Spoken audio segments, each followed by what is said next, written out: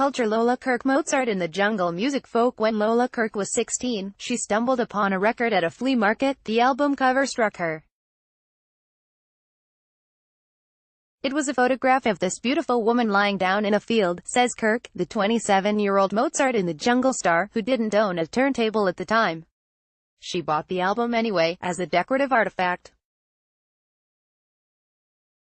Years later, when she finally got a record player and played it, I was like, oh my god, this is the most beautiful thing I've ever heard. Affair, by a country pop singer with the unforgettable name of Bonnie Guitar, was a little-known 1969 concept album about a woman cheating on her husband.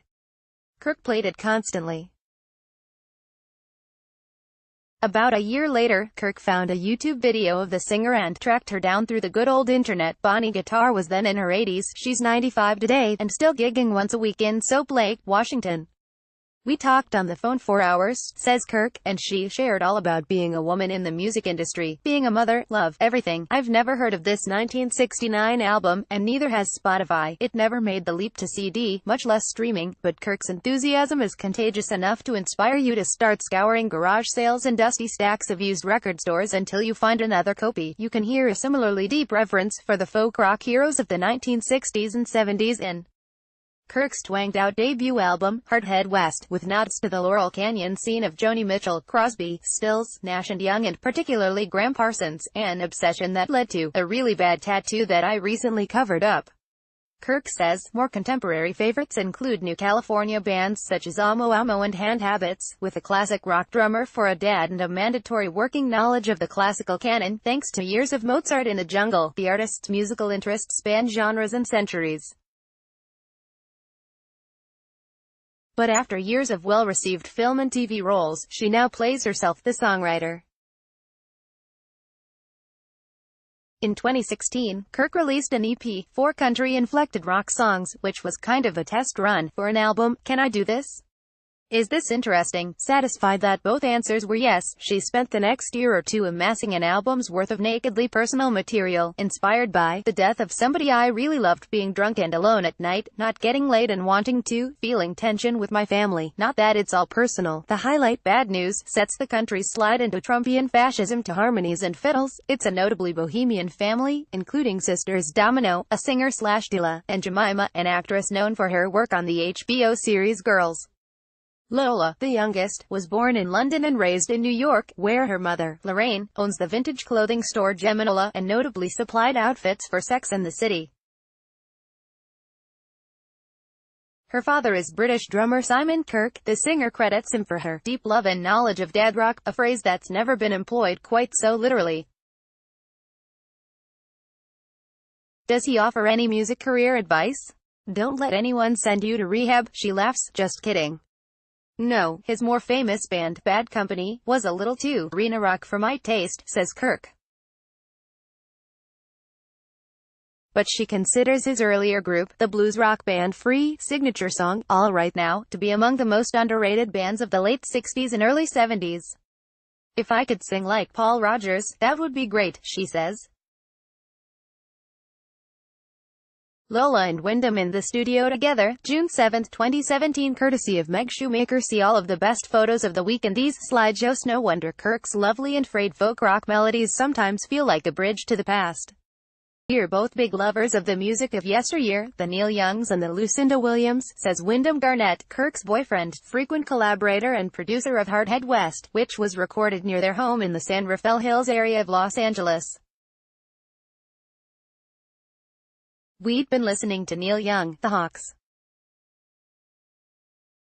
We wanted, similarly, raw feel. Kirke's own music career began nearly a decade ago, as an 18-year-old student at Bard College, the birthplace of Steely Dan. That was when she got her heart broken by a man she cheerily identifies as a total douchebag. Playing the ukulele seemed the only way to console herself.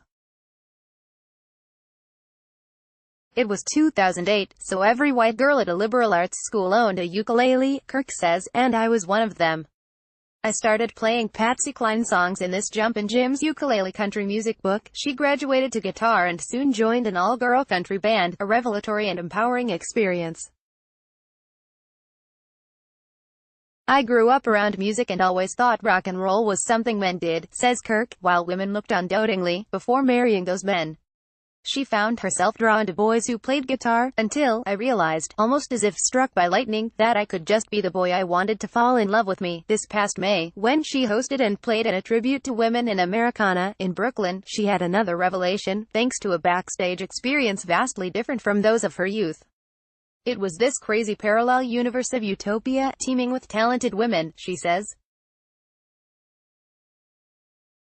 Vibe was so supportive, everybody was just holding space for each other in a really beautiful way. After college, acting became Kirke's focus, though music featured heavily in the character she's best known for, the ambitious musician Haley Rutledge on Amazon's Mozart in the Jungle.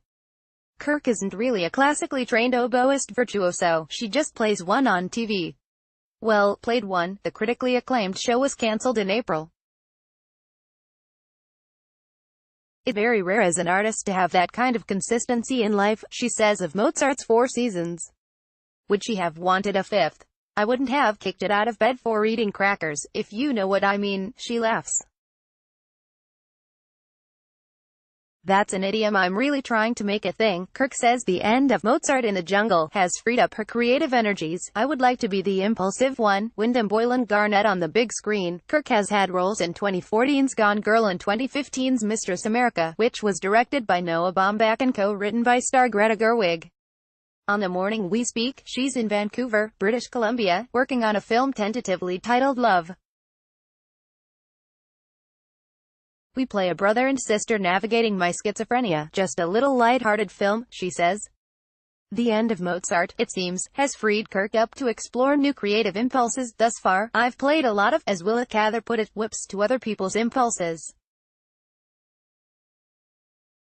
I would like to be the impulsive one. Kirke is funny and fast-talking, not at all like the more reserved characters she sometimes portrays on screen. She misses New York, she confesses half a minute into our conversation. I miss the oppressive heat and the disgusting smells and feeling like I need to take a shower every 5 minutes. Off camera, she has amassed a reputation as a frank and outspokenly feminist celebrity figure.